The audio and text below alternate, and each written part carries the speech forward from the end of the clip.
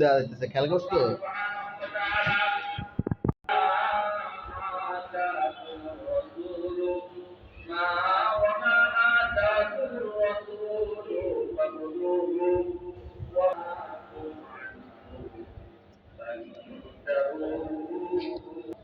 আমার পক্ষ থেকে যারা আবির্ভূত হয়েছেন, প্রেরিত হয়েছেন,